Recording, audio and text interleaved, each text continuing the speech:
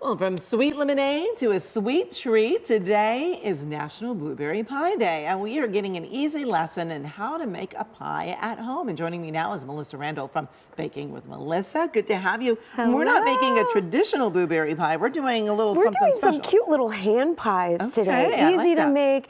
You kind of throw it together. You can make your own homemade pie crust if you want, or you could go to the store and buy one of those boxes of pie crust mix, especially if you're not much of a baker. Okay, and what do we have here? So right here we have pre-made crust that I made. It's kind of drying out because of the lights today, but that's all right. And what you would do is take about a golf ball size of dough, roll it out, and it does not need to be perfectly round or anything like that. So then what we're gonna do is, after we pre-rolled ours for television purposes, and so what we're gonna do is pick the bottom part of our pie crust, and you're going to take a little scoop of our blueberry pie. I'm going to place it down where I still have about an inch open and down toward the bottom of the pie. So you don't want to overfill it. You can see they're cute, they're little, they're tiny little hand pies, so we don't want to overfill. That looks great. Then you've got a little water dish here, and if you want to do some gloves, you can, but I'm gonna go all in. So I'm gonna take my finger and I'm gonna dab around the edges, kind of like a little bit of glue here. Do you like pie? Do you like pie? Sure. Yeah? I am a chocolate pie kind of lover. That's right up my alley. But I'll take blueberry, it's fine. Any kind of pie. It is the day. Exactly. So I roll it over. If you have any little cracks in the crust, you just take a little dab of water, pretend it's glue. And then you're just gonna roll in the sides.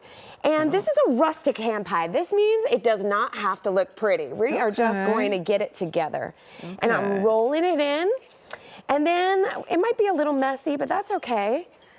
That is part of the fun. I have some paper towels for you over there, just in case. Roll it in. Good. Look at that, it's beautiful. Then you take a little fork and you fork around the edges here.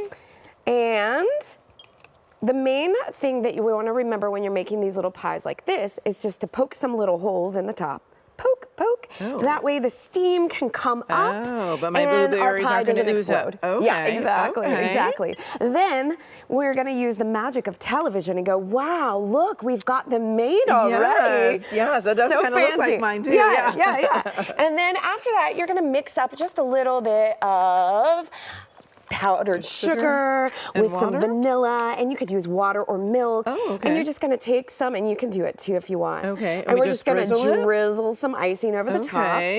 And the great thing about this drizzle is if you have any little mistakes in there, or maybe you have a little hole in the pie, the glaze will cover it right up. Then I usually will let them sit. You want to put a little more glaze on there. Don't be, a little generous. Be generous. And then you would let them sit out so they could crust over.